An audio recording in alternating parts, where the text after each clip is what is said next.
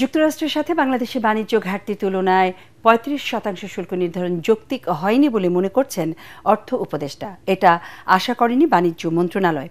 মিশরকে কার্যকর হলে বাংলাদেশের উপর চাপ বাড়বে বলে মনে করছেন বাণিজ্য সচিব। এই বিষয়ে আলোচনার জন্য আজই যুক্তরাষ্ট্র যাচ্ছেন তিনি। রিপোর্টে জানাচ্ছেন মাহবুব কবির চপল।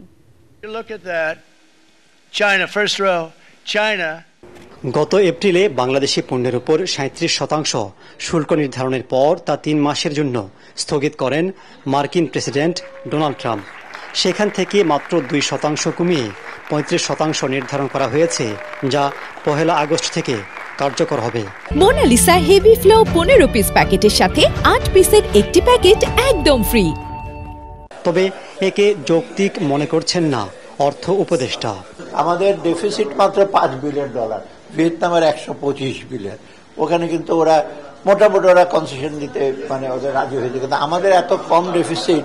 আমরা চেষ্টা করছি যে আমাদের এত কম ডেফিসিটে এত শুল্ক দেওয়ার তো কোনো জাস্টিফিকেশন থাকে না, কিন্তু ওরা যেটা করছে ব্ল্যাঙ্কেট কতগুলো করে, চায়নার জন্য আলাদা, একেবারে চায়না তো একটা সিঙ্গেল হ্যান্ডেডলি ডিল করে ওরা, আর বাকিরা এটা দেশে করে, এটা 14টা দেশের একই বলেছে।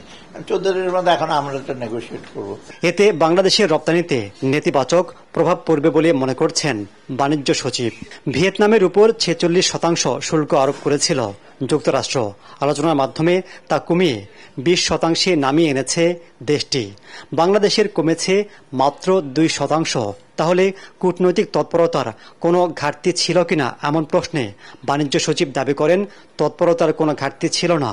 মার্কিন বাণিজ্য প্রতিনিধির সাথে এ বিষয়ে আবারও বৈঠক হবে।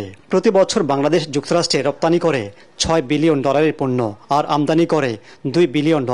দুদেশের বাণিজ্য ঘাটতি কমাতে কাজ চলছে বলেও জানান বাণিজ্য সচিব। মাহবুব কবির চপল, ATN বাংলা, ঢাকা।